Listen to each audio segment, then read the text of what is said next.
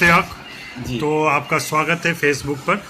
और आज हम लोग पूरी दुनिया से मुखातिब हैं, सिर्फ भारत नहीं, भारत के बाहर भी आपको लोग देख रहे होंगे। सबसे पहला सवाल, जो आपका नाम हिंदी में लिखते हुए हम लोग मीडिया के लोग अमूमन ये गलती करते हैं कि नाम सही ढंग से नहीं लिख पाते हैं। उसमें कहीं ना कहीं आप लोगों का भी दोष है। दोष इसलिए है कि आप लोग अपना नाम अंग्रेजी में लिखा करते हैं, रोमन में लिखा करते हैं। एक बार हिज्जे करके बताइए हिंदी में आपका नाम कैसे लिखा जाए। हिंदी में जो मेरा नाम है वो है छोटी ई और शाह शक्कर वाला और ता इश्तियाक, त्याग ता मतलब आधा ता, याक या बड़ा और का के नीचे अपना एक बिंदी जिसको हिंदी में हम बोलते हैं और नुक्ता उर्दू में बोलते हैं। तो और खान तो जानते लोग। हाँ, आरिफ खान। अच्छा, पूरा नाम ऐसे हुआ? हाँ, इश्तियाक आरिफ खान। आरिफ आपके पिताजी का नाम हुआ? नहीं, क्या हुआ कि हमारी अम्मी ने इश्तियाक रखा और उन्होंने हमारे पीर साहब जो हम लोगों के उधर होते हैं, जैसे कुलगुरु होते हैं ना, वैसे ही पीर साहब से उनसे पूछा तो उन्होंने कहा आरिफ, तो उन्होंने फिर इश्तियाक आरिफ कर दिया। ओके। तमन्ना सबसे बड़ी तमन्ना। बारे में वैसे लोग जानने लगे हैं धीरे धीरे, और ये बहुत अच्छी बात है कि आपकी एक पहचान है, अपनी बन रही है। लेकिन थोड़ा सा अपने बारे में, अपने अतीत के बारे में, कहाँ से शुरुआत हुई, हाँ, उन जड़ों के बारे में थोड़ी सी बात करें तो, क्योंकि जड़ हमेशा दिखाई नहीं पड़ते। हाँ। क्योंकि नीचे रहती है ना तो इसलिए दिखाई नहीं होती, लेकिन जो सबसे ज़्यादा इम्पोर्टेंट होती है। जी। वैसे हम रहने वाले पन्ना के हैं, मध्य प्रदेश है, बुंदेलखंड एरिया है पन्ना। और मेरे घर में अक्सर अधिकतर संगीत का माहौल ही ज़्यादा था। और पन्ना में इप्टा जो है बहुत ज़्यादा सक्रिय है, अभी भी है, तो उससे जुड़ने का मौका मिला मुझे। तो जब मैं 8वीं या 7वीं में था, हिंदी मीडियम में मैं पढ़ता था, मॉडल बेसिक स्कूल में। तो उधर अक्सर जो शनिवार को एक सरकारी स्कूलों में प्रोग्राम हुआ करता था, प्राइवेट का पता नहीं, कि भाई ये सांस्कृतिक प्रोग्राम है, तो बच्चे जो हैं वो कुछ ना कुछ करें, चाहे वो गाएं या कविताएं बोलें या निबंध बोलें किसी भी सब्जेक्ट पे, या कुछ भी ऐसी चीज़ें। तो अक्सर हम उसके लिए पढ़ाई करें या ना करें, लेकिन ये ज़्यादा करते थे। और इसी से धीरे धीरे हमारा रुझान जो है वो कला के क्षेत्र की तरफ बढ़ा। और उधर एक मकबूल सर थे हमारे, जो अब गुज़र गए, वो अक्सर देखा करते थे, हमारे हेडमास्टर थे वो। और वो हमेशा बोलते थे कि यार तुम ना पढ़ाई में ध्यान देते नहीं हो, हमेशा जब देखो जब उन दिनों क्या होता था, जैसे अभी ये आते ना बैग, उस समय एक पेटी आती थी, उसको बोलेंगे स्टील की, वो लगती थी, वो पेटी रहती थी। अधिकतर लोग स्कूल में जो ज़्यादा जिनके पास थोड़ा बहुत पैसा होता था, तो वो अपने बच्चों को पेटियां खरीद देते थे, उसमें किताबें रखते थे लोग। तो अक्सर हमारी क्लास में 4-5 लोगों के पास होती और स्कूल बॉक्स शायद कहा करते थे। हाँ। तो हम लोग तो उसको बक्सा बोलते थे अपने। तो वो हम बजाते थे और उसकी शिकायत हो जाती थी कि मास्टर जी ये जो है हमारी पेटी बजाता है और इसने ये तोड़ दिया, इसने वो तोड़ दिया। तो उन्होंने थक हार के एक दिन कहा कि भाई तुम जब यही करना चाह रहे हो तो एक इप्टा करके संस्था है, हम उधर बोल देते हैं, तुम उधर जाया करो, तो तुम्हारा जो ये जो अंदर का है वो सब वहाँ निकल कौन सी क्लास रही होगी तब आप? 7वीं या 8वीं। हाँ, छोटे थे, कहने किशोर उम्र जो होती है। हाँ। तो उन दिनों हम जाने लगे उधर इप्टा में, जनगीत तैयार करके गाते थे लोग, हम पीछे ढोलक बजाया करते थे। और ढोलक बजाते बजाते एक वक्त ऐसा मौका मिला कि जो नाटक उन्होंने तैयार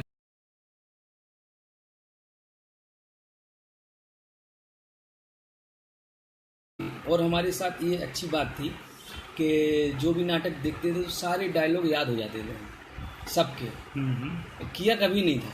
हम्म, और ढोलक बजाई अपने, कभी गाना गा दिया, लेकिन याद रहते थे सब। हम्म, एक दिन एक हमारे जो सीनियर थे उनकी तबीयत ख़राब थी, जमूरे का कैरेक्टर था, हम्म, नाटक करना था बहुत इम्पोर्टेंट एक स्कूल में, तो परेशान थे। देवेश मिश्र करके थे जिन सुभाष कपूर आपको देख रहे हैं। नमस्कार जी। हम्म, हाँ, तो दीपक काजिर साहब भी हैं। नमस्कार। हम्म, तो अरे वाह, रिजू बजाज भी हैं। हम्म, अच्छा जी, सब लोगों को नमस्कार। हाँ ये बीच बीच में आपको नमस्कार करते रहना हाँ पड़ेगा। हाँ हाँ, हम करते रहेंगे। इतने अच्छे लोगों का हाँ, हाँ, को नमस्कार करने का मौका मिल रहा है, अच्छी बात है। हम्म, तो उन दिनों यही हुआ हमारा कि इप्टा में देवेश मिश्र करके थे, उन्होंने कहा कि बेटा अगर तुम कर लो, अब भूल जाओगे तो चलेगा, कोई दिक्कत नहीं है, लेकिन अभी इज्जत की बात है। हमने कहा हम नहीं भूलेंगे, कर लेंगे। तो बस पीछे जाएं, ढोलक बजाएं और फिर आके नाटक कर लें। और वो अच्छा हो गया। तो जब वो उधर तालियां मिली और लोग आके मिले, बड़ी तारीफ़ की, तो हमारा रुझान जो है धीरे से एक्टिंग की तरफ हो गया। और संगीत भी सीखते रहे हमने। शास्त्रीय संगीत सीखा स्वर्गीय पंडित राम प्रसाद मिश्रा जी से, और जो तबला सीखा है उन्हीं से तबला सीखा हुआ है। और हमारा एक दोस्त है गौरव, उन्हीं का अपना जी, हाँ, धीरे धीरे हमारा जो अच्छा काम जो चलने लगा वो एक्टिंग में चलने लगा। पहला हमने नाटक किया था, देवेश मिश्र द्वारा लिखित नाटक था जिसका नाम था गिली गिली फू। वो उन दिनों इप्टा ने गोद ले रखा था 12 या 13 गांव साक्षरता के उससे, कि भाई हम लोग जाके उधर जागृत करेंगे लोगों को कि पढ़ना लिखना बहुत इम्पोर्टेंट है और हम लोगों को पढ़ना चाहिए और इसकी कोई उम्र नहीं हो। उसके लिए हम लोग वो प्रौढ़ साक्षरता या हाँ, ऐसा हाँ, कुछ चल रहा था। तो 12 या 13 ज़िले, 12 या 13 गांव हम लोगों ने गोद लिए थे इप्टा वालों ने। तो उसके थ्रू हम लोग जाया करते थे नाटक करने। जब भी स्कूल से फ्री हुए अपने घर से खाना बनवाया और साइकिल से या उन दिनों कलेक्टर भी मदद करता था हम लोगों की कि आप अगर ऐसा काम कर रहे हैं फ्री में तो चलो हम आपको गाड़ी दे देते हैं, आप लोग जाएं और जागृत करें लोगों को। तो फिर वो एक सतत एक प्रक्रिया चालू हो गई। फिर स्टेज शो हमने पहला किया जो अपने मिस्टर सतीश शर्मा जी के निर्देशन में, एक था गधा और फलादार। ये भी पन्ना के ही थे। हाँ, ये स्टेट बैंक के आए हुए थे, ये सतना के रहने वाले थे।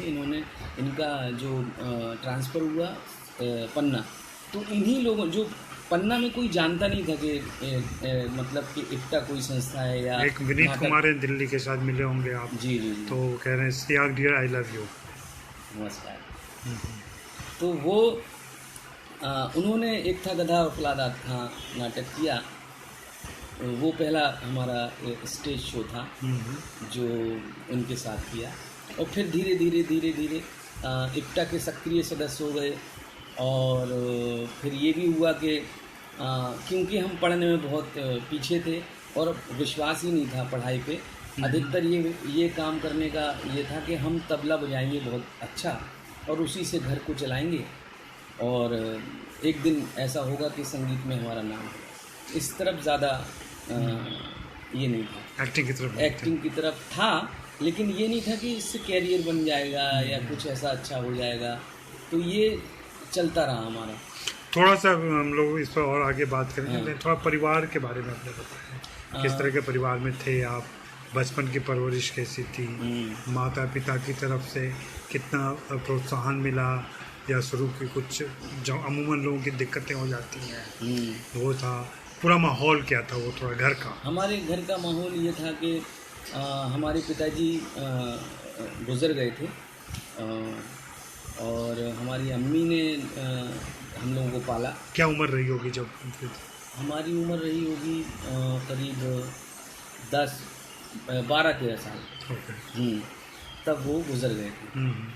और फिर एक मुसीबत हुई कि भाई घर का कमाने वमाने का कुछ साधन नहीं था। तो हमारी अम्मी ने एक बहुत अच्छा काम किया कि उनके पास जितने भी गहने थे वो बेच के उन्होंने, क्योंकि घर हमारा बड़ा था तो उन्होंने ऐसे घर ऐसा बनवा लिए कि उसमें किराए से लोग रहने लगे। ओके।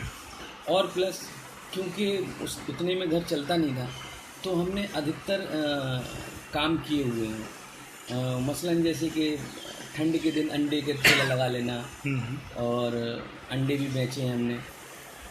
और अगर बगल में एक नूरन नानी रहती थी हमारी, उनके इधर आम आते थे उनके खेत से, बगीचे से, तो वो पाल लगाती थी और आम भी दे देती कि बेटा ये बेच लो, इससे थोड़े पैसे हो जाएंगे। तो ऐसे करके थोड़े बहुत हम घर तो नहीं चलाते थे, लेकिन हाँ जो हमारी ज़रूरतें थी हमारे अपने काम की, वो सब हम ऐसे कर लेते थे। मतलब आर्थिक स्थिति ऐसी थी कि अगर हमें पतंग भी उड़ाना है तो हम अम्मी से पैसे नहीं मांगते थे, उसको क्रिएटिव तरीके से कर लेते थे। ऐसे क्रिएटिव कि जंगल चले गए, अपने देखी पतंग यार ऐसे बनती है, तो जंगल गए, बांस तोड़ लाए, अपने हाथ से पतंग बना ली, और कम से कम 4-5 बना ली, और मंझा अपने हाथ से लगा लिया और दूसरों का भी लगा दिया, उससे पैसे रख लिए। तो ऐसे हमने आनंद बहुत अच्छे से लिया है। जैसे एक अमीर घर का लड़का लेता है, वैसे ही हमने अपना आनंद लिया हुआ है। मतलब अपने अभाव को तकलीफ नहीं बनने दी। कोई प्रॉब्लम इसलिए भी नहीं थी क्योंकि हमारा शहर, हमारा मोहल्ला बहुत अच्छा था। हमारे मोहल्ले में जितने भी लोग थे, सबकी जिम्मेदारी शायद हम थे कि ये लड़का कहीं बिगड़ ना जाए, क्योंकि हमारे पिताजी थे नहीं, तो कोई ना कोई चाचा था, कोई ना कोई मामा था, कहीं अच्छे से। फिरोज खान कह रहे हैं कि आपके लहजे में बुंदेल झलकता है। जी, हम बुंदेलखंड से ही हैं, और अभी तक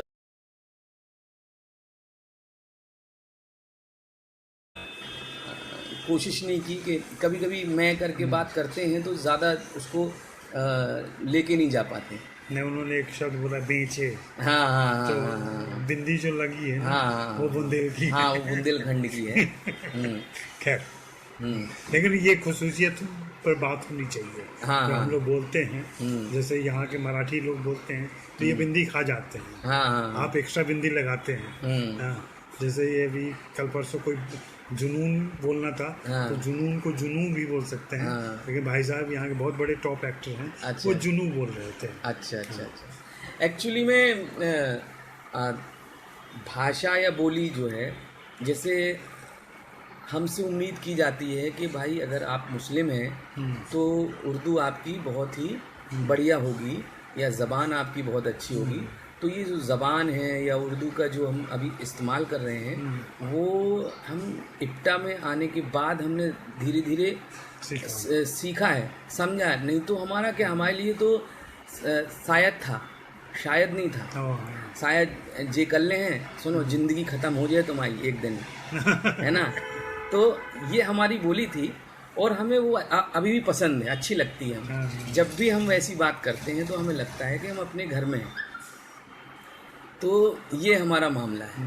हाँ, तो वो परिवार की बात कर रहा था। हाँ, परिवार की। हाँ, कितने भाई बहन हैं आप? हमारी 3 बहनें हैं, 2 भाई हैं। 2 बहनें जो हैं वो बॉम्बे में ही हैं, और एक बहन भोपाल में है, वो टीचर है। और मेरा भाई है NSD पास आउट, वो भी है, फैज़ नाम है उसका। और अम्मी है घर में, हमारी बीवी है, किरण नाम है उसका, और वो भी टीचर है सुल्तानिया स्कूल में, और अभी लीव विदाउट पेमेंट लेके हमारे साथ इधर बम्बई में रह रहे हैं हम लोग। एक लड़का है शम्स, एक लड़की है शीन, और एक अभी हमारे भाई की लड़की पैदा हुई है, रिंशा। हाँ, तो ये हमारा छोटा सा परिवार है। तो अमूमन हम लोग जो मिडिल क्लास के लोग या लोअर मिडिल क्लास के लोग रहते हैं ऐसे कस्बों में, वो अपने अतीत को लेकर के एक नॉस्टैल्जिया सी रखते हैं, अपनी गरीबी का भी ढिढोरा पीटते हैं। और लेकिन जो आपसे सुन रहा हूँ मैं, आपके जो किस्से हैं उसमें गरीबी भली दिख रही हो, थोड़ी सी अभाव दिख रहा हो, लेकिन कहीं से भी जो अभाव की तकलीफ जो मैंने कहा वो नहीं है, वो नहीं थी। गरीबी में जहालत नहीं। हाँ, पढ़ाई लिखाई की तरफ ध्यान देना, थिएटर करना, और इस पर कोई अंकुश नहीं रहना, नहीं, परिवार की तरफ से। तो माँ को कभी ये नहीं लगा कि मेरे बेटे नालायक हो जाएंगे? अमूमन कहते हैं लोग कि आप थिएटर से जुड़ गए या नाटक वाटक करने लगे तो परिवार के लोग, मोहल्ले के लोग, अरे ये तो गया काम से, ये नहीं, हमारी अम्मी का ये था कि वो चाहती थी कि ये साइकिल की मनोज आगे देखने के लिए आपको नमस्कार बात जी, है। इनको देख के तो हम लोग बड़े हुए हैं। हाँ, जी। तो वो ये चाहती थी, उनका एक छोटा सा ख्वाब था, और वो ख्वाब ये था कि हमारा बच्चा शराबी ना हो, ओह, हमारा बच्चा जुआड़ी ना हो, और हमारा बच्चा हमारे जो घर में दुकान है इधर ही कोई साइकिल की दुकान खोल ले या कुछ ऐसा कर ले जिससे 3-4 हज़ार घर में आने लगे, नियमित आमदनी हो जाए। हाँ, नियमित आमदनी होने लगे। तो हमारी 3 बहनें थी जिनकी शादियां होनी थी, तो उनका ऐसा कुछ इतना नहीं था कि ये करोड़ों कमाने लगे या ये कर ले या वो ले, इसलिए कभी कभी वो बोला करती थी कि बेटा कलाकारी ना शौक की ही रहना चाहिए, है ना। हाँ, वो ऐसे बोलती थी, लेकिन उनको खुशी भी होती थी कि क्योंकि अधिकतर हमारा जो मोहल्ला था, हमारे मोहल्ले के हम ख्वाब थे। हाँ, क्या बात है। हम हमारे लिए बहुत सारे लोगों के आंखों में ख्वाब हमने देखे हुए थे, और कोई उसमें हिंदू मुस्लिम कुछ ऐसा था नहीं। सबके अपने रिश्ते थे, और सब अपने रिश्तों के आधार पे हमारे लिए एक ख्वाब बुने हुए थे। इसलिए कभी अगर हम मुसीबत में भी आते थे तो वो मुसीबत ज़्यादा देर की होती नहीं थी, सब लोग मिल के उसको ख़त्म कर देते थे। क्या बात है। एक्चुअली में देखा जाए तो हम एक खूबसूरत दुनिया के प्रोडक्ट हैं, अगर क्या देखा बात जाए। है, क्या बात और जो लोग बोलते नहीं यार अब तो सब लोग ऐसे हैं वैसे, ऐसा हमारे साथ नहीं हुआ। और अभी भी वो शहर जो है हमारी यादों में, अगर कभी कुछ ऐसा हो कि खुदा कभी ऐसा कहे कि भाई तुम अपना ना एक दुनिया बना ले, तो हम वही कैरेक्टर बनाएंगे और वही लोग बनाएंगे जो पन्ना में है। तो पन्ना का क्या माहौल था? पन्ना शहर भोपाल से या किसी बड़े शहर से? भोपाल से बहुत दूर है। हाँ। पन्ना शहर लगभग बहुत सारे शहर, बड़े शहरों से दूर है। हाँ। और उधर आज भी ट्रेन नहीं है। हाँ, और पहाड़ों से घिरा एरिया है, अरे वाह। हीरे निकलते हैं उधर। हाँ, छत्रसाल महाराज जो हैं वहीं के वो उनकी पूरी जो उनका प्राणनाथ जी महाराज की एक उधर संप्रदाय, एक उसको बोलेंगे धर्म, एक उधर से निकला हुआ है। जो प्राणनाथ मंदिर है एक हमारे इधर का, जो पूरे विश्व में प्रसिद्ध है, पन्ना का। एक्चुअली में देखा जाए पन्ना के बहुत बड़े बड़े मंदिर हैं, इतने बड़े बड़े मंदिर हैं पन्ना में, कम से कम 10 से 12 मंदिर ऐसे हैं जिसमें आप 4-5 हाथी उसके दरवाजे से निकाल सकते हैं, और मतलब बहुत बड़े बड़े मंदिर हैं। हमने अपने जीवन में जितने भी मंदिर देखे हैं पूरे अपने देश में, उनमें 3-4 मंदिर ही ऐसे होंगे जो उनके समकक्ष होंगे। नहीं तो प्राणनाथ जी का जो मंदिर है उसमें चांदी के दरवाजे इतने बड़े बड़े हैं, उसमें जो उनकी सवारियाँ निकलती हैं उसमें चांदी के शेर हैं, चांदी के हाथी हैं, ये पुराने ज़माने का बड़े बड़े रथ हैं, वो सब निकलते हैं। तो शहर हमारा जो है सांस्कृतिक धरोहर है उसमें पूरी, और प्राकृतिक तो है ही, क्योंकि उसमें उधर जंगल भी है, और जंगल में उसमें जंगल ऐसा है जैसे नेशनल पार्क जो है पन्ना का प्रसिद्ध है, उसमें अच्छे खासे टाइगर हैं। एक ज़माने में 36 थे, अभी पता नहीं कितने हैं। और सामाजिक माहौल कैसा था पन्ना का, पॉलिटिकली या सोशली कह लें अगर पूछें? सामाजिक माहौल ख़राब नहीं था। हाँ। कभी दंगे ही नहीं हुए उधर, आज तक का रिकॉर्ड है, कोई दंगा तो हुआ नहीं उधर। दूसरा कि कोई ऐसी बस्ती नहीं है कि ये कह दें कि वो मुसलमानों की बस्ती है या ये ठाकरों की बस्ती है, ऐसा कुछ है नहीं उधर। सबका मिला जुला। हमारा घर जो है 5-6 अलग अलग लोगों से के बीच में घर है, और सबके संबंध अच्छे हैं, अच्छे बुरे हैं, एक घर तो ऐसा है जिसका जिक्र हम करना चाहेंगे कि जिसमें एक ही घर है जिसमें जैसे कंबाइंड फैमिली रहती है, ऐसे हिंदू मुस्लिम रहते हैं, एक ही घर है, एक ही घर में एक ही चूल्हे में खाना बनता है। क्या बात है। और उनके बच्चे भी हो गए, उनकी शादियां भी हो गई, और वो सब एक ही घर में रहते। तो दोनों दोस्त थे क्या, या दोनों दोस्त हैं, और दोनों का धंधा है एक।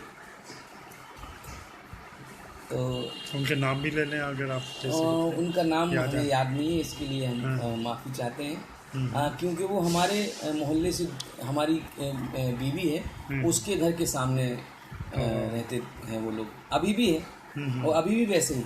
अरे वाह, हाँ तो अपने आप में एक मिसाल है, हाँ उसका हाँ, तो मिसाल है। फिल्म भी लिखी जा सकती है इस पर। हाँ हाँ हाँ, वो लोग तो अभी भी हैं, जी, कोई उसमें आज तक किसी प्रकार का कोई परिवर्तन नहीं कि भाई अलग हो गए हों, चूल्हा अलग हो गया हो, एक ही घर में एक ही चूल्हे में खाना बनता है। क्या बात है। हाँ, तो ये पन्ना का समय आपका कब तक रहा, फिर दिल्ली जाने का कैसे प्रोग्राम बना, एनएसडी का ख्याल कहाँ से आया? एनएसडी का ख्याल ऐसे आया कि एक वर्कशॉप अन्वेषण थिएटर ग्रुप सागर वालों ने रखी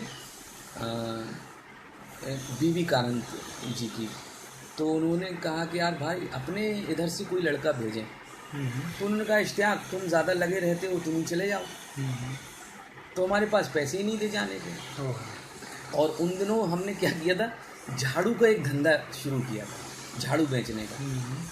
तो हमने गांव वालों से बोला कि भाई आप ना जो है झाड़ू जो है बनाएं, लेकिन हमारे शहर लेके ना आए, हम आप इधर आपका इधर से लेंगे और हम इधर बेचेंगे। तो हमने सोचा भाई 1.5 रुपये की झाड़ू बिकती है ना, सभा में इनसे लेते हैं और चोनी हम कमा लेंगे। ये हमारा एक, और संडे के संडे बेच देंगे। उन दिनों ये आ गया कि आप जो हैं सागर जाएं।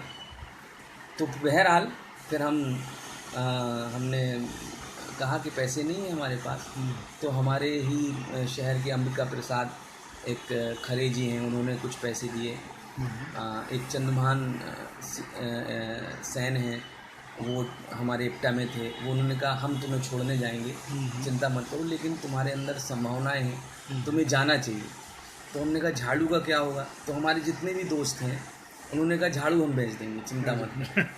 हाँ, तो फिर हमको सब ने छोड़ा सागर के लिए, और इधर इन लोगों ने झाड़ू बेची, जिसमें हमारी बीवी भी शामिल है। हमारी बीवी की बड़ी बहन जो तब तक आपकी शादी नहीं हुई थी? हमारी बीवी की बड़ी बहन जो पार्षद थी, वो भी उन्होंने भी बेचा। और अलग, क्योंकि वो एक ट्रक झाड़ू थी, तो 4-5 जगह जाके बेचना पड़ी उन लोगों को। तो हमारे घर के सामने हमारा दोस्त, उनके संजू करके है, उसका बड़ा भाई है, वो सब उनके घर में सब मास्टर हैं, लेकिन झाड़ू का धंधा बेचारे तो वो होता ना ऐसे बांध के उन लोगों ने झाड़ू बेची। हमारी बीवी की बड़ी बहन ने भी ऐसे ही किया, पार्षद थी वो, कोई पहचान ना ले तो दूसरे गांव जाके बेची उन्होंने। ऐसे करके उन्होंने किसी प्रकार से झाड़ू वो ख़त्म। तो ये एक, तो वो एनएसडी वाली बात रह गई। हाँ, तो हाँ हम बात करते जाते हैं। हाँ, तो सागर गए, सागर में हमने नाटक किया बेगम का तकिया। तो उधर उन्होंने कहा भाई कोई म्यूज़िक जानता है क्या कुछ? हमने कहा सर तो हमने सोचा कि हम तो एक्टिंग करने आए हैं, हाथ उठा दिया हमने। तो उन्होंने हमें जो है वहीं बिठा दिया, कहने लगे अब तुम ना म्यूज़िक ही करोगे। अब हम हारमोनियम ले जो है म्यूज़िक पर कर रहे हैं। बड़ा दिमाग ख़राब कि हम आए थे एक्टिंग करने और म्यूज़िक कर लिया। एक दिन हमें मौका मिल गया कि ढोलक बजाते बजाते अंदर जाना। तो हमने कहा ढोलक हम बजा लेंगे और एक डायलॉग बोलना है वो। तो हमने कहा चलो ठीक है, कम से कम घुसने को मिला। गए, 2-3 डायलॉग बोले, लौट के आए तो कानन जी की नज़र पड़ी हमारे ऊपर। तो बोले अरे यार तुम बहुत लेट हो गया है इश्तियाक, अब तो हम तुम्हें दे नहीं सकते कोई कैरेक्टर, लेकिन इश्तियाक तुम कहाँ तक पढ़े हो? हमने कहा हम 12वीं तक 9वीं तक जो है पढ़े हुए हैं। कहले और छोड़ दी तुमने पढ़ाई? हमने कहा हाँ छोड़ दी, क्योंकि अब पढ़ नहीं पाते हैं, यानी मतलब हमारी आर्थिक स्थिति नहीं है। तो बोले एक एनएसडी करके संस्था है, मैं चाहता हूँ कि तुम वहाँ आओ और पढ़ाई करो बेटा, पहले बीए पास कर लो, एनएसडी ऐसी। फिर वो हमें अपने साथ रखने लगे। फिर उनके ही साथ हम रहते थे। आनंद जी के साथ? नहीं, कारण जी के साथ। और फिर वो कहीं घूमने जा रहे हैं तो हमें लेके जाते थे, तो उधर से हमें रंग संगीत का ज्ञान हुआ। अरे वाह। हाँ, और 45 दिन थे, जिसमें से 15 दिन के बाद उनसे दोस्ती हुई हमारी। और दोस्ती तो नहीं, एक गुरु चेले का जो एक रिश्ता होता है वो हुआ। फिर उन्होंने ऐसा समय बिताया जैसे कुछ ज्ञान, क्योंकि ऐसा लग रहा था जैसे कुछ वो देना चाह रहे हो। देते गए। तो आज भी रंग संगीत जो है हमारी पसंदीदा थिएटर में सब्जेक्ट है, जो हम कभी पढ़ाने भी जाते हैं हर जगह। और उन्होंने हमें बताया कि रंग संगीत और संगीत से कैसे कैरेक्टराइजेशन कर सकते हो, और संगीत कितना एक्टिंग के लिए इम्पोर्टेंट है। उन दिनों हमने उनसे सीखा। फिर हम लौट के आए, फिर हमने मेहनत की, हमारी बीवी ने हमें पढ़ाया। वो लेक्चरार थी कॉलेज में, तो वो हमें पढ़ाती थी। फिर हमने सिर्फ और सिर्फ NSD के लिए पढ़ाई शुरू की। हाँ। तो ये एक साल कौन सा था जिस साल आपने एडमिशन लिया? 2004 में हम पास आउट हुए, 2001 में हमारा दाखिला हुआ। तो पहले ही प्रवेश परीक्षा में पहले में हो गए थे। अरे वाह। तो दिल्ली प्रवास कैसा रहा? क्योंकि पन्ना शहर और दिल्ली दोनों में बहुत फ़र्क है। तो दिल्ली में जाने के साथ शुरू का अनुभव, फिर NSD के कौन से क्लासमेट थे आपके साथ में, कौन लोग थे, और वहाँ कोर्स क्या चुना था आपने, या कोर्स कौन सा मिला था आपको? दिल्ली जब पहुँचे हम तो सबसे बाय रोड गए थे, बाय ट्रेन गए थे? हम ट्रेन, क्योंकि हमारे इधर से सतना से ट्रेन पकड़ो दिल्ली। हाँ, तो उधर ऐसे गए, तो ख्वाब लेके गए थे अच्छे कि भाई ये करेंगे। और तब तक आपके छोटे भाई, क्या नाम बताया? फैज़, वो बहुत छोटा था। बहुत छोटा। हाँ। कितने छोटे हैं? हमारा 10 साल 11 साल छोटा है। हमारे पिताजी जब गुजरे, और उसके 2 दिन पहले या 2 दिन बाद पैदा हुआ था। हाँ, तो ये दिल्ली पहुँचे हम। दिल्ली में हमने क्योंकि हम एक्टर थे, अब उधर देखा तो अलग अलग सब्जेक्ट, और सारे अधिकतर इंग्लिश में।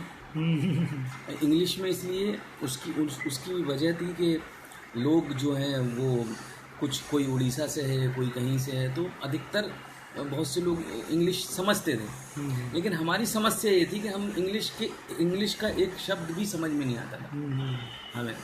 इतना था कि हमारे शहर में जब राजशेखर जी आए हैं, कह रहे हैं कि दिल्ली में NSD में इनसे मुलाकात हुई और पहली बार में हम इनके मुरीद हो गए। हाँ, और हम इनके। हाँ जी। तो उधर क्या हुआ कि दिल्ली में जो हिंदी और इंग्लिश को लेके था, तो हमारी कमज़ोर इसलिए थी क्योंकि हमारे शहर में जब हमारा लेटर आया ना कि NSD में हो गया, तो लेटर को पढ़ाने के लिए एक मुहिम चली कि पढ़ेगा कौन। अच्छा, अंग्रेजी में थी वो? हाँ, कि अंग्रेज़ी में लेटर है, अब पढ़े आया क्या है, हुआ है कि नहीं हुआ। इसको लेके साइकिल लेके पता किया कि भाई कोई कौन है, कहले अंबिका सर हैं, वो उनसे इंग्लिश बनती है, वो बताएंगे। तो हम लोग साइकिल से गए उधर कि सर ये लेटर आया है। उन्होंने भी चश्मा लगाया, बड़ी मुश्किल में उन्होंने अपना पढ़ के अपना बताया कि भाई जो है बधाई हो, तुम्हारा NSD में हो। तो ऐसा है कि माहौल पन्ना में। हाँ, तो बड़ी समस्या होती थी। लेकिन हमारे जो बैचमेट थे, जैसे अदिति है और अमितेश है, जो भी इंग्लिश के जानकार थे, उनको जाने जो जैसा भी लगा हो, उन्होंने कहा कि यार तुम इश्तियाक बोला मत करो, हम तुम्हारे लिए नोट्स बना लिया करेंगे, फिर तुम्हें हम बता दिया करेंगे। ठीक है। और जो लोग अंग्रेजी में पढ़ाने आते होंगे उनके लिए, हाँ, वो बोलते थे कि तुम अगर कोई नहीं पढ़ा रहा है तुम ज़्यादा, क्योंकि अक्सर हम हाथ उठा लेते कि सर हिंदी में बता। उससे क्या होता था कि माहौल ख़राब हो जाता था। कभी कभी ईगो में आ जाती थी बात कि यार इनको अब हिंदी में जानना है तो अब हम भी सुने, या टीचर ही कभी कभी ऐसे आते थे, वो हकारत की नज़र से देखते थे कि अब इनको हिंदी में बताएं।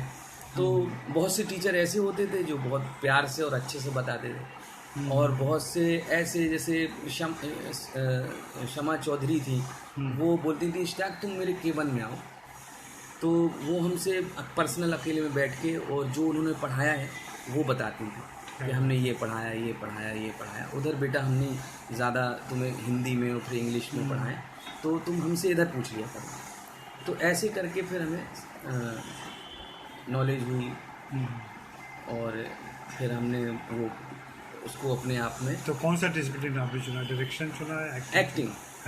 एक्टिंग। अच्छा, म्यूजिक वहाँ कैसा अभ्यास? उधर म्यूजिक था। फर्स्ट ईयर में सब सिखाया जाता है। हाँ, बिल्कुल। आपको हर चीज़ का ज्ञान दिया जाता है। हर क्लास आपको अटेंड करनी होती है, चाहे वो किसी भी विषय की हो, चाहे वो कॉस्ट्यूम की हो, चाहे वो आप आर्ट से संबंध सेट डिज़ाइन की हो, लाइट डिज़ाइन की हो, वो सब किया जाता है। फिर सेकेंड ईयर से आपको एक चीज़ चुनना पड़ती है कि आप क्या बनना चाहते हैं, आपको किस चीज़ में रुझान है। तो संगीत तो चलता रहा, लेकिन एक्टिंग जो है हमने अपना डिप्लोमा के लिए चुना। तो अगर मैं बात करूं कि जो NSD में आप थे और जिस ढंग से चीज़ें चल रही उससे तो साफ लग रहा है कि आपका एक ग्रोथ अपने आप में शुरू हो चुका था, खास करके अभिनेता के तौर पर। लेकिन उन 4 सालों के दरमियान या 3 सालों के दरमियान कौन से नाटक आपने किए, किन लोगों के साथ किए? सिर्फ अपने फैकल्टी के साथ किए कि मैंने सुना है कि बाहर के भी डायरेक्टर जाते हैं वहाँ पे प्ले करवाने के लिए, और बहुत बड़ा एक्सपोजर होता है। मतलब ऐसा एक्सपोजर शायद देश में कोई दूसरी संस्था नहीं है जहाँ पे अभिनय और नाटक की इतनी जानकारियाँ दी जाती है विस्तार से। तो वो क्या चीज़ें थी जिसने आप में विस्तार पैदा किया या आपको गहराई दी अभिनय को लेकर के? एक तो नाटक क्या क्या किया आपने, कौन कौन से ऐसे डायरेक्टर थे जिनके साथ काम करने का मौका मिला जो यादगार हो? हमने नाटक जो है फर्स्ट ईयर में नौटंकी की हमने। एक नौटंकी जो श्री रामदयाल शर्मा जी आए थे नौटंकी करवाने के लिए। नौटंकी एक अलग हमने देखी थी लेकिन की नहीं थी कभी। तो फर्स्ट ईयर में वो हुई। सेकेंड ईयर में हमारे साथ मध्यम व्यायोग हुआ, और उसके बाद अपना क्या नाम इसका बिच्छू हुआ। बिच्छू के बाद बूचड़ खाना हुआ, और ऐसे कई नाटक हुए जो बहुत इम्पोर्टेंट थे। सबसे इम्पोर्टेंट हमारे लिए नाटक था पता शहर मुंबई, अनुराधा कपूर जी ने डायरेक्ट किया था। और एक नाटक था जिसका नाम था अपना बूचड़ खाना, जो श्री राम गोपाल बजाज जी ने डायरेक्ट किया था। तो ये हमारी ज़िंदगी के कुछ अच्छे नाटकों में से NSD में जो अच्छे नाटक थे उनमें से कुछ नाटक ये हैं। एक नाटक हमने किया था, नाटक तो नहीं उसको सीन वर्क कहेंगे, रघुनंदन जी थे, उनके साथ किया था। उनसे काफ़ी चीज़ें सीखने को मिली। और क्या सीन वर्क क्या हुआ, थोड़ा समझाएं? ऐसा होता सीन वर्क के आप वो नाटक तो होता है, लेकिन कुछ नाटक के हिस्से होते हैं उसके। कि मान लीजिए आपने कहा कि नहीं यार इस नाटक का यही सीन करना है अपन, तो ये परफॉर्म किया जाता है पब्लिकली या नहीं ये पर्सनल वर्कशॉप जैसा? पर्सनल तौर पे फैकल्टी के लिए होता है। और स्टूडेंटों के लिए होता है, जो बिल्कुल उसकी प्रोसेस अलग होती है। और उसको आप ये कहेंगे कि उसको क्रिएटिव तरीके से एक्टर को भी ध्यान देना होता है कि वो क्या ऐसा सोचे, क्या ऐसी चीज़ लाए जिससे एज एन एक्टर के इस्टेब्लिश हो उस चीज़ में। कि मान लो एक कैरेक्टर है और वो कैरेक्टर इतना है, इस कैरेक्टर को कैसे डेप्थ मिले, उसको कहाँ तक जा सकता है वो कैरेक्टर। तो वो ज़रूरी नहीं है कि जो स्क्रिप्ट में है वो उतना ही हो, आप एज एन एक्टर उसको बढ़ा सकते हो या घटा सकते हो। हाँ, तो ये सारी चीज़ें करना। हाँ, क्योंकि आप अंदर कर रहे होते हैं तो किसी की स्क्रिप्ट को ये नहीं होता है कि भाई आपने हमारी स्क्रिप्ट ली और ऐसा कर दिया। वो एक्सरसाइज का एक हिस्सा रहता है। तो NSD में जब पढ़ाई ख़त्म हुई, हॉस्टल छूटा, तो क्या इरादा बना, किधर जाना है, कहाँ जाना है? पढ़ाई छूटने के बाद हमारा इरादा बम्बई आने का नहीं था। हमारा इरादा नाटक करने का ही था।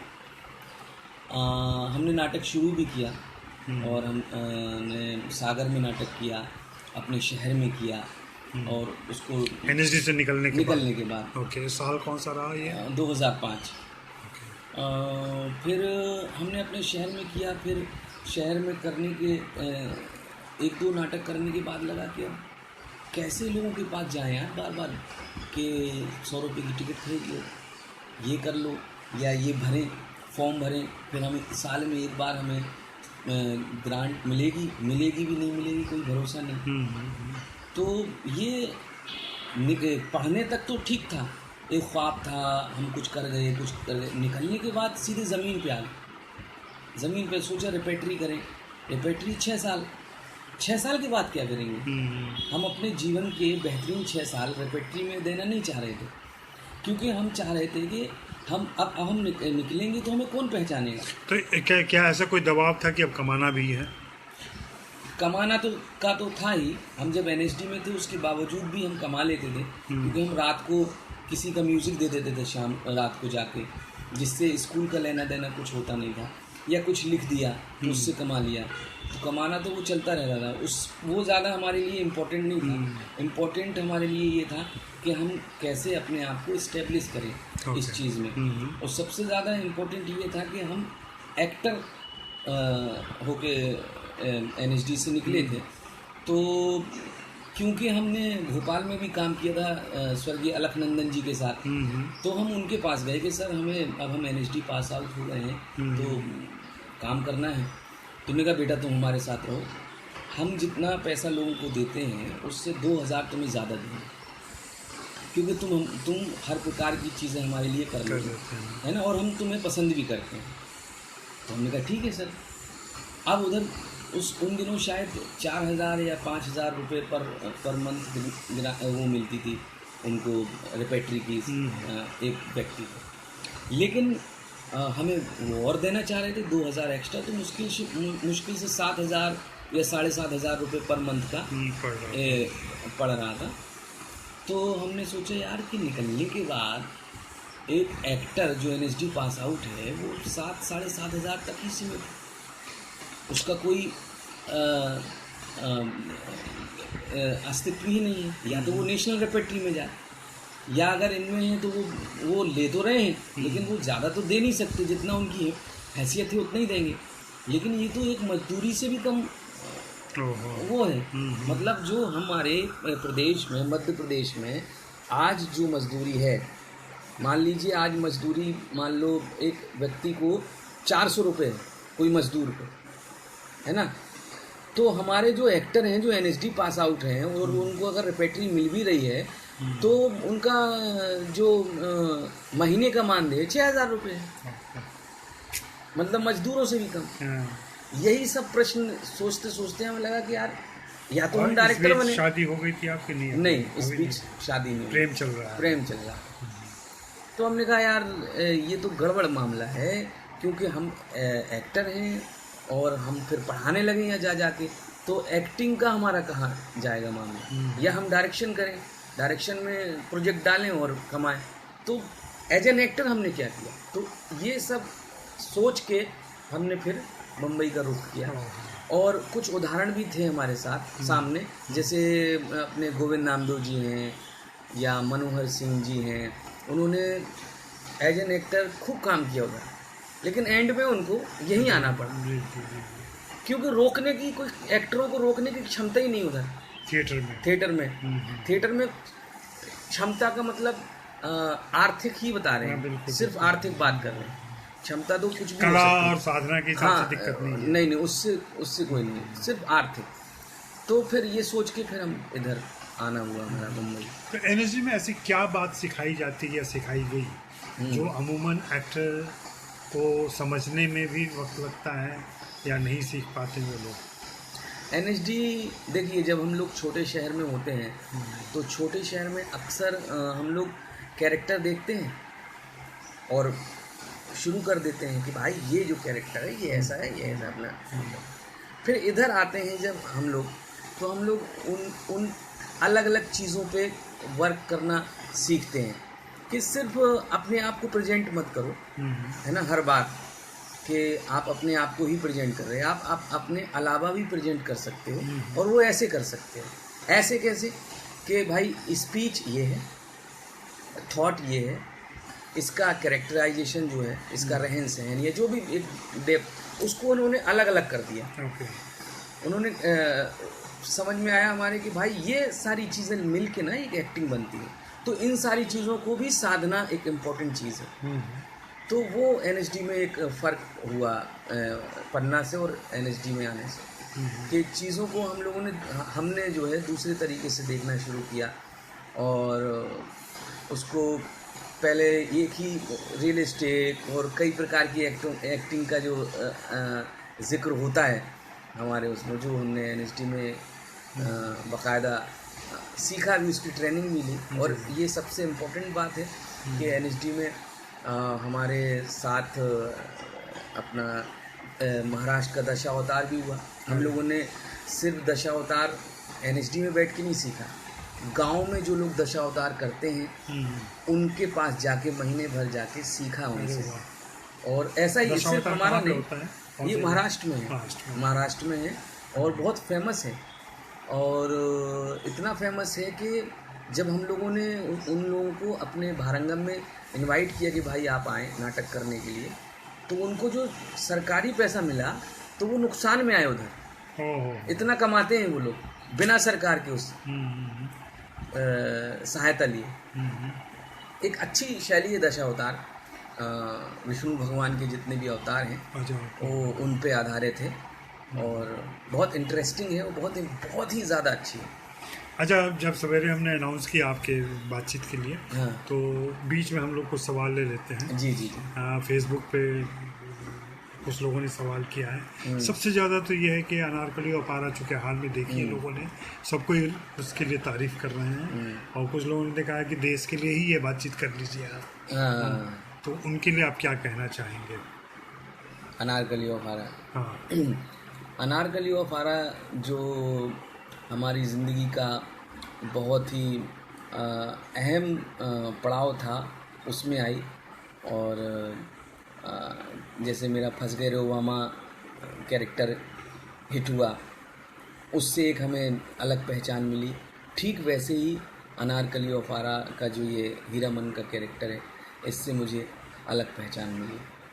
और कैरेक्टराइजेशन के बारे में तो यही कहेंगे कि इधर हमने अधिकतर अपने आप को प्रेजेंट किया है। जैसे होता ना कि एक पढ़ा लिखा व्यक्ति ये सोचता है कि यार इसमें क्राफ्ट का काम है, इसमें दिल का काम है, इसमें कैसे डिज़ाइन करें इसको। तो हमने कहा नहीं यार, सिंपल अपने आप को प्रेजेंट कर दो, ख़त्म हो जाएगी बात। तो ये कैरेक्टर्स ऐसे ही हमने डिज़ाइन किया हुआ। आपके निर्देशक अविनाश दास ने भी ये बात कही थी, यहाँ फेसबुक पर भी कई लोगों ने ये बात कही है कि हीरामन का किरदार इसलिए इतना अच्छा बना कि इश्तियाक निजी ज़िंदगी में बहुत ही ईमानदार और साफ दिल आदमी है। ऐसा है क्या? ईमानदारी का मापदंड अलग अलग है। हाँ, लेकिन हम तो मानते हैं अपने आप को ईमानदार, लेकिन कभी कभी होती हैं चीज़ें, हो सकता है किसी की नज़र में ऐसा तो है नहीं कि हर कोई ये कहे नहीं यार ईमानदार ही है, कहीं ना कहीं तो गलतियां हमने की होंगी। लेकिन अगर कोई बेईमान किरदार करने को मिले, हाँ, फिर क्या होगा? तब ईमानदारी आड़े आएगी? नहीं, क्योंकि आप फिर वैसा सोचने लगते हैं ना, क्योंकि आपने सिर्फ हमारा ये चीज़ देखी हुई है कि हम ऐसे हैं। ऐसा भी है कि हम वैसे भी हैं जो समाज से परे कुछ यूँ डाल रखे हैं कि अब तक तूने मेरी ईमानदारी देखी, अब जा तू मेरी बेईमानी। नहीं, इसमें क्या है ना सर, एक बदमाशी चाहिए। एक एक्टर ना अंदर से बदमाश होना चाहिए, पॉजिटिव तरीके से। तो वो हमारे अंदर शैतानियाँ जो हैं वो भरी हुई हैं, और हम अपने एनएसडी में भी करते थे, अपने शहर में भी करते थे। और वो शैतानियाँ जो हैं आपको एज एन एक्टर बहुत मदद करती हैं। एक रुचि भार्गव हैं, वो पूछ रहे हैं कि इश्तियाक तुम इतने बड़े एक्टर हो जी, पर इतने सरल कैसे हो? ये क्या दोनों विरोधी चीज़ है? नहीं नहीं, विरोधी तो नहीं कहेंगे। बड़े का तो कुछ पता नहीं, सरल का मुझे मालूम है कि सरल इसलिए है क्योंकि वो हमने पहले बात बोली ना कि हम एक खूबसूरत दुनिया के अच्छे प्रोडक्ट हैं। मतलब हम जो अपने शहर में, हमारे शहर के, हमारे साथ जितने भी लोग थे वो सब हमें उठाते गए, बढ़ाते गए, जिसके कारण ये शालीनता आई हुई है, जिसके कारण कभी घमंड नहीं आया, जिसके जो हमेशा याद में रहते हैं कि भाई यार क्या था, वही तो था और वो लोग थे। देखिए इतनी बड़ी बात है कि हमारे घर में साइकिल भी नहीं थी और टीवी भी नहीं थी, लेकिन कभी ये महसूस नहीं हुआ कि हमारे घर में साइकिल नहीं है और टीवी नहीं है। तो ये बहुत बड़ी बात है। सही बात। और हमारे या स्कूटर नहीं है, सब था हमारे पास, था कुछ नहीं लेकिन था सब कुछ। हाँ, किसी की भी साइकिल, किसी का भी स्कूटर हमारे लिए उपलब्ध। अरे वाह। एक खुशबू राय हैं, तो उन्होंने अभी कल ही अनारकली देखी है और कह रहे हैं कि बेहद उम्दा फिल्म है। शुक्रिया। और उन्होंने पूछा कि आपने अभिनय ही क्यों चुना, और वहीं दूसरे उन्हीं का जवाब दिया है भाव्य शुक्ला ने, क्योंकि इनको उसके अलावा कुछ आता ही नहीं है। हाँ, ये क्या अभिनय का वही है जो शुरू में हमने बोल दिया कि चुना क्यों। चुनने का तो ये था कि धीरे धीरे उस तरफ चलते गए। बदमाशियाँ, वही हम बोले ना कि बदमाशियाँ थी हमारे अंदर। हम और हमारा दोस्त संजू, अक्सर हम लोग अपने एक कुलिया बोलते हैं, हमारे घर में एक छोटी सी गली है, वहाँ से निकलते थे लोग अधिकतर। तो हम अधिकतर बूढ़ी उसका गदलिया ओढ़ के और छप्पर से लोगों के ऊपर कूदते थे, है ना, और छप्पर से कूदते थे तो और आवाज़ बना के, और लोग डर के मारे भाग जाते थे साइकिल छोड़ के। तो ये हरकतें थी हमारी जो धीरे धीरे एक्टिंग में हमने इस्तेमाल की, लोगों को अच्छा लगा तो उस तरफ चले गए। कुछ ऐसा शुरू में नहीं था कि हम हीरो बनेंगे या हम एक्टर बनेंगे, ऐसा कुछ नहीं था। रवि रन वर्मा हैं जी, वो पूछ रहे हैं कि कोई ऐसा ड्रीम रोल है क्या जो आप करना चाहते हैं? हाँ, ड्रीम रोल तो बहुत है। हम करना चाहते हैं ओसामा बिन लादेन या हिटलर, या आप समझ लीजिए कि किशोर कुमार, ऐसे कैरेक्टर जो, या ये हो गए, या ऐसे कैरेक्टर जो हमारी पर्सनालिटी के परे हों। जैसे कि हमने हमारा NSD में भीष्म का कैरेक्टर किया था, और इस ज़िद में किया था कि भाई ये उदाहरण दिया था जब हमारी बैचमेट ने पूछा कि भाई तुम्हें भीष्म क्यों दें। भीष्म तो लड़ाका थे, बहुत बड़े वो थे। हमने कहा कि अगर सचिन तेंदुलकर की तस्वीर ना हो और बोला जाए कि यार एक आदमी एक समय आया था जो इतने रन बनाए उसने, मतलब लोग उसकी गेंद पकड़ नहीं पाते, तो आप क्या सोचोगे? खली जैसा आदमी होगा, बड़ा बड़ा डंडा होगा, अरे बड़ी आवाज़ होगी उसकी, लेकिन सचिन तो हमारे जैसा है ना। तो अब भीष्म हो सकते हैं हमारे जैसा, हो सकता है। हिटलर क्या था, है ना। तो हम पर्सनालिटी के परे, हम चाहते हैं कि हम जैसे एक्टरों को कास्टिंग डायरेक्टर या डायरेक्टर हमारी पर्सनालिटी के परे हो। हम भी खलनायक हो सकते हैं, हम भी हीरो हो सकते हैं, हम अपनी फैमिली के हीरो हैं ही, और गर्व है हमें कि हम अपनी जो परिवार, अपने शहर के हीरो हैं, जहाँ भी पहुँचे, जितने भी पहुँचे। लेकिन अगर आप जैसे हीरो जोड़ते हैं तो आप ढूंढते हैं खूबसूरत व्यक्ति को या कुछ भी, जबकि हीरो ऐसे होते नहीं। हीरो एक धारणा है, वो कैसी भी हो सकती है। एक मित्र आए हैं, हाँ, अगर आप इनका नाम गेस कर सके तो। हाँ, इन्होंने कहा सुना है आप खाना भी बहुत अच्छा बनाते हैं, खासकर मटन, कंफर्म कीजिए। हाँ, खाना तो हम अच्छा बनाते हैं, खासकर मटन। तो और याद तो नहीं आ रहा है। ये प्रशांत कश्यप है। अच्छा, अरे तो इनने तो खाया ही नहीं हैं? ये सुन के ही चले गए।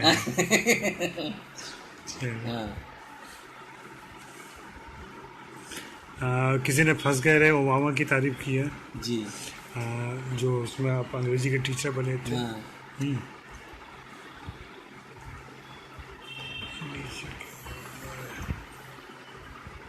फिर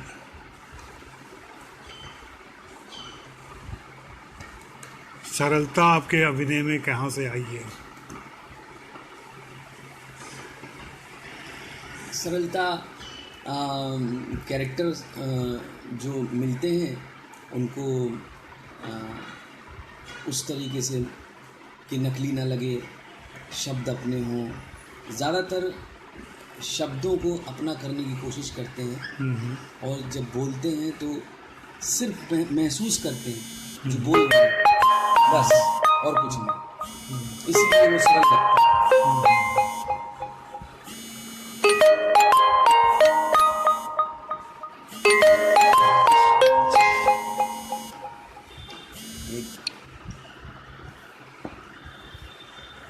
हाँ जी। तो वो सरलता वाली बात थी। एक कोई याद दिला रहा है आपको, इन सब फिल्मों के बाद आपने चमन चाचा वाला वीडियो याद है? ये चमन चाचा का वीडियो क्या है?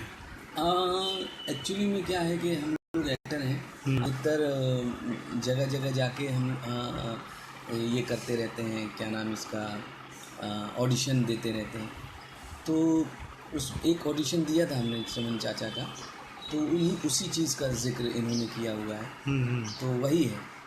अच्छा। और किसी ने शायद उसको YouTube में डाल दिया। तेजी ईशा है ये। हाँ, तो उन्होंने एक आपके मित्र हैं कोई शायद तौकीर आलम खान। हाँ, तौकीर हमारा जूनियर है NSD में, और हमारे ग्रुप का बहुत सक्रिय सदस्य, मुखातिब थिएटर ग्रुप, जो हमारे पन्ना शहर में हम लोग चलाते हैं, मुंबई का बम्बई शहर। अच्छा, इसलिए उन्होंने कहा कि रोजाना 4 घंटे बिताते हैं वहाँ। हाँ। क्या बात है। अरे कहाँ बात किया, ये सवाल उछल जाते हैं। सवाल भी हाँ उछलते रहते हैं, आप कुछ नहीं कर सकते। अभी फिर से आते हैं सवाल पे। तो बाकी हम लोग बात करते रहें। अच्छा, इश्तियाक आपने बताया था कल कि आप अमिताभ बच्चन के साथ कुछ कर रहे थे, और इसके पहले भी अमिताभ बच्चन के साथ आपने शो किए हैं। जी। अमिताभ बच्चन की 75वीं सालगिरह आ रही है। अरे वाह। 11 अक्टूबर को 75 साल के हो जाएंगे। और शायद हिंदी फिल्म इंडस्ट्री को अकेले अभिनेता हैं ऐसे जो 75 की उम्र में भी इतने एक्टिव हैं। हाँ, इतने एक्टिव हैं, तो बाहोशो हवास। हाँ। तो उनके बारे में अपनी राय, अगर मैं सीधे पूछूं कि बच्चन जी से पहली मुलाकात आपकी कब हुई थी? फिजिकली नहीं, सिनेमा में।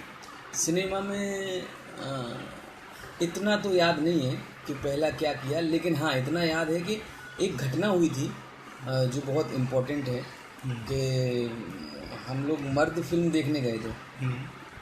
तो मर्द फिल्म देखने गए, अब हमें इसलिए याद है उसका कैरेक्टर, उसका जो घोड़ा था बादल। तो जब बाहर निकले तो लगा यार ये तो बहुत गड़बड़ हो गया, लगा कि बादल तो पीछे होगा, क्योंकि सिनेमा देखते थे हम लोग, तो हमें ये लगता था यार पीछे लोग हैं ना, ये लोग सब लोग हैं।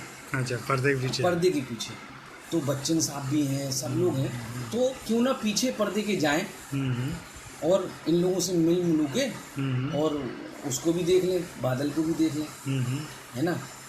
तो अपना हम छोटे थे बहुत, तो कूद गए उस तरफ कूद गए, और घर वाले सारे परेशान जितने जिनके साथ गए थे हम, गया कहाँ लड़का, और हम पीछे ढूंढ रहे हैं, और अब हमें निकलने का कोई ना मिले। वो तो ये कहो कि तम्बाकू इम्पोर्टेंट होती है ना, लोग हमारे शहर में तम्बाकू लोग खाते हैं, तो वो चलाने वाला है, वो उसने तम्बाकू ली, खाई, और वो कचड़ा फेंकने आया, देखा उसने एक लड़का है इधर तो आए, उन्होंने कहा बेटा कहाँ, हमने कहा बादल से मिलना है। कह रहे यार ये, तो वो लेके आए, फिर हम लोग बहुत मार पड़ी थी हमें। हाँ, तो वो मर्द याद है हमें। तो शराबी फिल्म देखी थी एक बार बच्चन साहब की, तो वो हम लोग के इधर एक टपरा टाकीज बनी हुई थी, जो ना अंधेरे के बाद ही चलती थी, क्योंकि उसके ऊपर जो है वो नहीं था, कुछ छत नहीं थी, वो बनी थी उससे टीन के उससे। और शराबी फिल्म ऐसे देखी, चांदनी है, चांद निकला हुआ है और हम लोग फिल्म देख रहे हैं। क्या बात। वो टपरा टाकीज थी, करीब 7-8 साल चली वो, फिर वो बंद हो गई, क्योंकि वहीं एक कुआं था, जहाँ से घुसने का दरवाज़ा था, वहाँ एक कुआं था, अधिकतर लोग उसमें घुस जाते थे। और शराबी जब रिलीज हुई थी, शराबी में तो ज़्यादा जाने कितने साइकिल सहित शराबी घुसे हुए हैं। सही है। तो ये, और फिर बच्चन जी से वास्तविक मुलाकात कब कैसे हुई? वास्तविक तो हमारी इसी फिल्म में हुई। जो हमने युद्ध किया था अनुराग कश्यप जी का, तो उसमें एक कैरेक्टर था क्लाउन का, जो हमने किया उनके साथ। तो घबराहट थी हमें बहुत ज़्यादा कि पता नहीं बोल पाएंगे या नहीं बोल पाएंगे। तो क्योंकि एक ही एक्सरसाइज हमने सोची कि भाई अगर इस व्यक्ति का ऑरा हमारे ऊपर चढ़ गया तो फिर हम इसको डरा नहीं पाएंगे, क्योंकि हमें उसमें डराना था। ओके। हमारे आने से उनको डर लगता था। तो हमने कहा अगर ऐसा होगा तो फिर तो हम गड़बड़ हो जाएंगे, तो हम मिलने ही नहीं गए। हमने कहा आप मिलना ही नहीं है इनसे सेट पहले दिन मिलना नहीं है, डायरेक्ट मिलेंगे और कोई हलो हा नमस्कार पाँव छूना कुछ नहीं करना, सिर्फ एक्सरसाइज। पूरी बदतमीजी दिखाई नहीं? हाँ, नहीं, मतलब as an actor, as an character हमें ऐसे जाना है, इनसे बचना है, इनके ऑरे को उड़ना नहीं है। तो पहले दिन हमने जो काम किया, आप उस सीरियल में देखें तो हमने वो बच के किया, और जब हमने कर लिया पूरा, उसके बाद फिर हमने उनसे आशीर्वाद लिया, फिर मिले जब बिल्कुल सहज हो गए। क्योंकि अगर हम पहले, ऐसा हमें लग रहा था एज एन एक्टर कि अगर हम झुक जाएंगे तो शायद फिर इनको हम वो लपेटे नहीं ले पाएंगे जो हमें लेना। जी। तो क्या खासियत बताएंगे आप बच्चन जी की? खासियत यही है जो हम लोगों के पास होती नहीं अधिकतर, जो बहुत इम्पोर्टेंट है, कि वो हर लाइन उनके लिए इम्पोर्टेंट है, हर मूवमेंट उनके लिए इम्पोर्टेंट है, और वो ये चाहते हैं कि आपके लिए भी होना चाहिए वो मूवमेंट और वो लाइन। तो ये तो एक्टिंग का बेसिक हुआ एक तरीके से। हाँ, लेकिन अधिकतर ऐसे लोग करते नहीं ना, कि अपना अपना करके अपना बहुत से लोग ऐसा नहीं कर पाते इस उम्र में, कि आप 10 बार 15 बार रिहर्सल कर रहे हैं, लाइन टू लाइन आप ध्यान दिए हुए हैं इस बात का भी कि कैमरा किस तरफ है, आप ध्यान दिए हुए हैं कि क्योंकि एक्टर सिर्फ एक्टिंग कर रहा है और उसके अगर जहन में ये भी चल रहा है, क्योंकि फिल्म इंडस्ट्री में ज़रूरी है जी। ये बात, और वो एक्सपीरियंस उनके अंदर है, उनके पास है, तो वो उसको कैरी भी कर पाते हैं। तो यही है कि सबसे इम्पोर्टेंट ये है कि आपका प्रत्येक काम जो भी है वो आपके लिए पहला और लास्ट है, और वो ऐसा करके काम करते हैं। जैसे हमने कल भी किया, कल भी वही किया हमने। अच्छा। तो हर बार यही लगता है कि यार ये 75 साल के आदमी हैं, इनको पहली बार मौका मिला है। अरे हाँ, इनको मौका मिला है और ये फाड़ देना चाहते हैं। होता ना कि यार फाड़ देंगे, और वो रोज़ फाड़ते हैं ऐसे। वो एक शब्द है कि यार हम तो अब ना बिल्कुल एक्टिंग फाड़ के करेंगे पूरा, तो वो रोज़ करते हैं, इसीलिए वो हैं। हम लोग इसलिए कभी कभी चूक जाते हैं कि हम लोग फाड़ना नहीं चाहते, हम लोग उसी में रह जाते हैं कि अरे यार थोड़ी बैठ जाते हैं, थोड़ा अभी तो ये लग रहा है, अभी तो ये हो रहा है। नहीं, वो उनके अंदर है नहीं, उनके अंदर ये मौका मिला है तो हमें चौका मारना है। तो अभी तक आपने बहुत सारे जो मशहूर एक्टर हैं उनके साथ काम किया है जी। तो ऐसे कौन से लोग हैं जिनको आप याद करना चाहेंगे, या जिनसे संगत से, सोहबत से काफ़ी कुछ सीखा भी आपने? या सीखना तो हर इंसान से होता है, हाँ, लेकिन जब एक्टर होते हैं तो थोड़े ज़्यादा संवेदनशील होते हैं समाज को लेके, अपने काम को लेके, तमाम चीज़ों को लेके। तो फिल्म इंडस्ट्री का आपका अपना तजुर्बा कैसा रहा और किन लोगों से सीखा है आपने? हमने फिल्म इंडस्ट्री में काम तो थोड़ा बहुत ही किया हुआ है, ज़्यादा इतना तो है नहीं, लेकिन सीखा है हमने संजय मिश्रा जी से, जो वर्तमान जिनके साथ हमने काम किया। बच्चन साहब का तो हो ही गया, और भी बहुत सारे लोग हैं जिनसे हमने सीखा अपने जो मिश्रा जी से ये है कि आप जो है एक ही धारा में बहने से बचें। आप अगर ज़िद नहीं करेंगे कि नहीं भाई हमें कॉमेडियन मत कहो, एक्टर कहो, जब तक आप इस ज़िद पे नहीं आएंगे तब तक आप कॉमेडियन ही बने रहेंगे, या विलेन ही बने रहेंगे, या हीरो ही बने रहेंगे, या सपोर्टिंग एक्टर ही बने रहेंगे। ये सब तमगे हटा के अगर आप इसमें आ जाएं कि आप एक्टर हैं, वो सबसे बड़ा सुकून है जो संजय मिश्रा जी के पास है और उनको मिला हुआ है। तो हम चाहेंगे कि वैसा ही कुछ करें ताकि सुकून मिले, लोग बोलें यार एक्टर। कोई मुझे कह रहा है कि लोगों के सवाल भी पूछे। लोगों के सवालों के लिए हमने ये तय किया है कि बाद में आप जब हम लोग ख़त्म कर लेंगे, क्योंकि सवाल बहुत तेज़ी से भागते हैं। अच्छा। तो अपनी फुर्सत से आप जब भी फुर्सत मिलेगी वहाँ जाकर के जवाब लिख दें आप उनके, हाँ, ताकि उनको संतुष्टि, उनकी भागीदारी ज़रूरी है, मुकम्मल हो। ये इम्पोर्टेंट है कि आप हमें सुन रहे हैं आज के ज़माने में बैठ के। इसका मतलब है कि आप मुझे समय दे रहे हैं, तो मुझे भी देना चाहिए आपको समय, तो ज़रूर देंगे।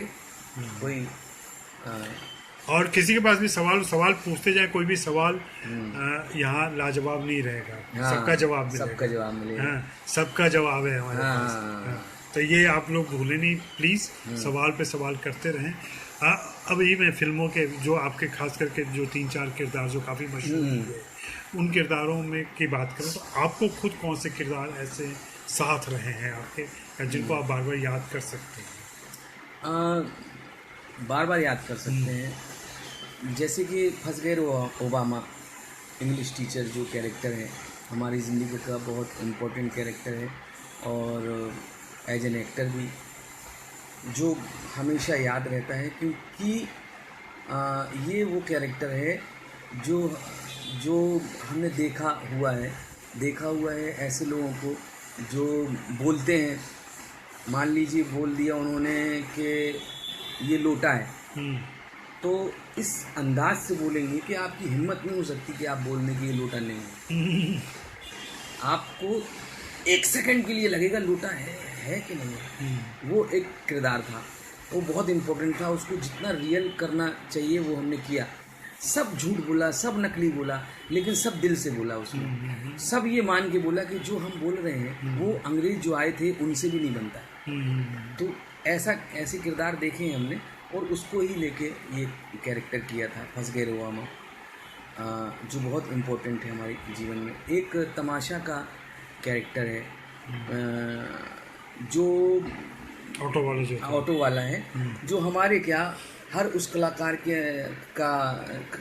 की बात है जो अपने आप को कुछ ना कुछ साबित करना चाहता है। साबित का मतलब ये नहीं है कि बहुत ज़्यादा उसमें हर इंसान की अपनी इच्छाएं होती हैं, तो हर कलाकार की अपनी इच्छा होती है, उसके अपने मापदंड होते हैं। वही कलाकार वही उस कैरेक्टर में है जो हमें पसंद था, हमारे अंदर की बात थी, और वो वाकई में हम जैसे एक्टरों के अंदर की बात है। या हम जैसे तो चलो हम तो अपनी जो करना चाह रहे हैं उसमें आ गए। हमारे इधर के बहुत से ऐसे लोग हैं जो ऑर्केस्ट्रा गाया करते थे, आज वो कोई क्लर्क है, कोई पान की दुकान खोले हुए है, कोई कुछ किए हुए है, लेकिन उनका एक ग्रुप था। उन्होंने अपने शहर में, कम से कम शहर उस समय टीवी इतनी ज़्यादा नहीं थी लोगों के पास, वही एक साधन था जिससे लोग पुराने गाने किशोर के, हर शहर के अपने मोहम्मद रफ़ी, हर शहर में किशोर कुमार, हर शहर की लता मंगेशकर, जो अपनी वो लिए, अपने अंदर एक सपना लिए, अभी भी जी रहे हैं। जो मर गए वो मर गए, लेकिन अभी भी जी रहे हैं वो लोग। अभी भी उनकी ऑर्केस्ट्रा की बैठकी होती है, कहीं जन्मदिन में वो लोग दिख जाएंगे, ऐसे चाहे वो पान की दुकान खोलें, लेकिन उस दिन वो अपनी वो ड्रेस पहन के आएंगे जो वो अपनी जवानी में पहनते थे। तो वो एक कैरेक्टर था जो हमारे दिल के बहुत करीब था, जो हमने किया तमाशा में। ऐसे ही एक ये कैरेक्टर है अनारकली और फारा का, जो हमने बताया कि इसको सिर्फ हमने उसमें फिरोज ने पूछा था कि, और वैसे ही लोग पूछते हैं कि तीसरी किस्म का हीरावन का भी कोई प्रभाव था क्या? प्रभाव तो लिखते समय हमारे जो डायरेक्टर हैं और राइटर हैं उनके मन में था, और उन्होंने मुझे उस प्रभाव को महसूस भी करवाया, जो हमने महसूस भी किया, और उसी महसूस करने के कारण हम उस कैरेक्टर के इतने करीब पहुंच पाए। हाँ। तो और अभी आने वाले समय में ऐसे कौन से किरदार होने वाले हैं जिन पर हमें नज़र रखनी होगी? अभी 2-3 किरदार ऐसे हैं, जैसे एक हमने किया राम भजन जिंदाबाद, अभी उसका नाम बदल गया है, वो ओमपुरी जी के साथ है, और वो बहुत ही बढ़िया कैरेक्टर है। इतना बढ़िया कैरेक्टर है कि आप अगर वो फिल्म आएगी तो देखेंगे कि एक ऐसा कैरेक्टर है जो आज तक या ABVP में सामने बैठ के रिपोर्टिंग करना चाहता है, लेकिन हकला है, हकला है, बदमाश है, और पूरी फिल्म का जो मेन पॉइंट है वो उसी के थ्रू शुरू होता है, और वही सारे षड्यंत्र रचता है, जिसमें अपने ओमपुरी जी हैं इम्पोर्टेंट।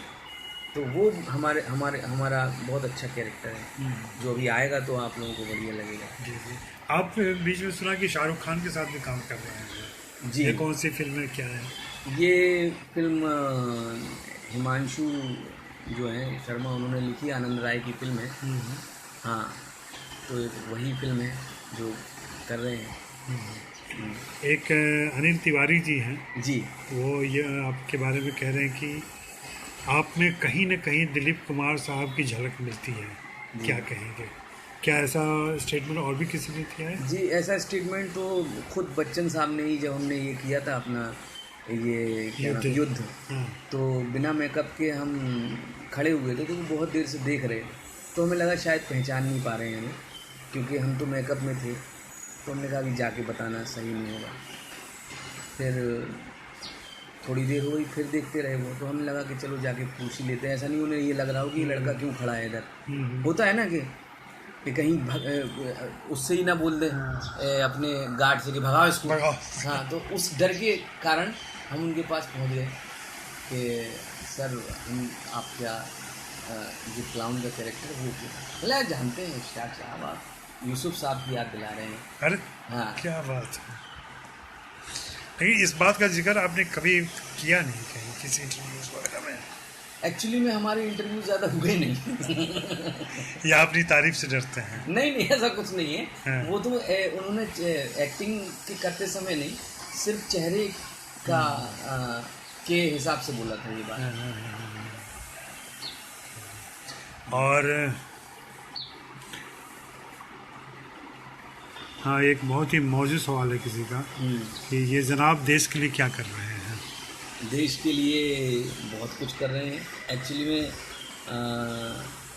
देश के लिए जो हम करते हैं वो ये करते हैं कि अपने जो भी नाटकों की जो वर्कशॉप होती है वो हम फ्री करते हैं, क्योंकि हमारा वही काम है। तो अपने तरफ से जो भी बनता है हमसे वो हम जाके या अपने ग्रुप में किसी को भी लेते हैं तो उसकी फ़ीस नहीं रखते हैं, आप आओ सीखो और जाओ। ये देश के लिए हम करते हैं क्योंकि हमारा काम ही है। हाँ। और मुंबई का भी अनुभव बहुत सारा होगा, जी। हम लोग उस पर फिर कभी बात करेंगे। हाँ। क्योंकि आज हम लोग 1 घंटे 10 मिनट बात कर चुके हैं। हाँ। तो और लगातार बहुत ही अच्छी बातचीत रही है और कोई तारतम्य नहीं है बातचीत का। हाँ, और मैं चाहता भी नहीं हूँ कि वो 10 सवाल पूछे जाएं कि अच्छा तो पहले दिन का अनुभव कैसा रहा और तीसरे दिन का अनुभव कैसा रहा। नहीं, लेकिन ये बहुत अच्छी बात है कि इतनी देर का इंटरव्यू है और ये कमर्शियल नहीं है, तो हम जैसे एक्टरों को बहुत ही अच्छे से अपनी बात रखने का मौका मिल रहा है। और हम चाहते हैं कि ऐसे ही और नहीं, मेरी कोशिश भी ऐसा कि इसमें यही रहती है कि मैं आप सभी जिनको मैं बहुत प्यार करता हूँ मैं और बहुत आदर भी करता हूँ मैं, सिर्फ इसलिए नहीं कि आप हमारे जैसे ही बैकग्राउंड से आए और बम्बई जैसे कठोर शहर में अपनी मुलायमियत के साथ मौजूद हैं और कुछ ना कुछ करने की कोशिश कर रहे हैं। आप कामयाब भी हैं, एक तरीके से बहुत कामयाब हैं, क्योंकि दूसरा कोई आपके पड़ोस का उस समय का बच्चा सपना भी देखे तो उसके लिए बहुत बड़ी बात हो जाती है।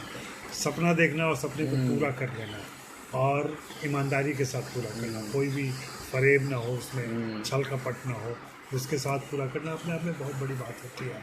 और ये आप जैसे मुझे पूरा यकीन है कि इसको सिर्फ आज ही लाइव नहीं देख रहे होंगे लोग, बाद में भी लोग देखेंगे और ये उन लोगों के लिए एक बैकग्राउंडर के तौर पर काम करेगा जो कल को आपका, मैं तो चाहता हूँ कि मीडिया के लोग इस पूरी बातचीत को सुनें और देखें ताकि आपके बारे में उनकी एक समझदारी विकसित हो और उस समझदारी के बाद जब वे आपसे मिलें तो उस आदर और सम्मान के लिए शुरू से तैयार हो, आपको वो रिस्पेक्ट है। हाँ, और रिस्पेक्ट देने के बाद ढंग से बातचीत कर सकते हैं। ये नहीं कि यार चलो इसने हीरामन किया, चलो पूछते हीरामन। हाँ, तो वो हर कलाकार की अपनी एक जर्नी है और वो जर्नी दूसरे की से बिल्कुल अलग है और उसमें कुछ बहुत अच्छी बातें हैं, कुछ थोड़ी बहुत तकलीफें हैं, कुछ लोग तकलीफों को बहुत ग्लोबलाइज करके बोलते हैं। नहीं, लेकिन मैंने देखा कि आपकी बातचीत में कहीं नहीं है, मतलब कहीं भी अभाव का रोना नहीं है, नहीं कुछ नहीं है। हाँ, और ऐसे भी रोना नहीं है, आपके लाइफ में रोना ही नहीं है, जो है सो खुशियाँ हैं।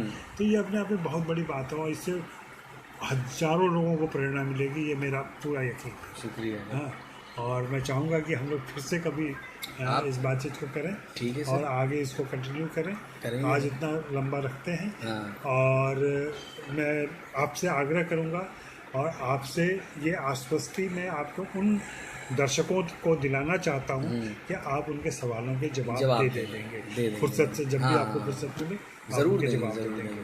ठीक है, अगर आप और कुछ कहना चाह रहे हो जो अभी मुझसे छूट रहा हो तो। नहीं, बहुत कुछ बोल दिया।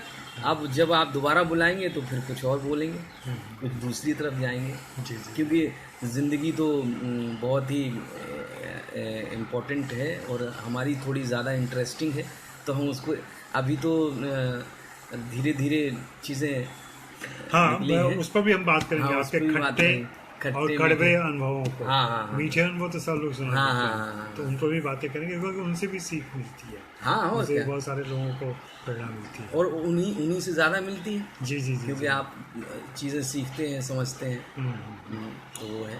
चलिए, इश्तियाक, बहुत बहुत धन्यवाद कि आपने समय निकाला और समय निकाल करके मेरे जरिए मैं एक प्लेटफॉर्म बना और मेरे जरिए मेरे पाठकों के पास, मेरे दर्शकों के पास, अपने दर्शकों के पास, तमाम दुनिया के दर्शकों के बीच आप पहुँचे और अपनी बातें रखी और पूरी ईमानदारी से रखी। आपका भी बहुत बहुत शुक्रिया और सबको नमस्कार। जी।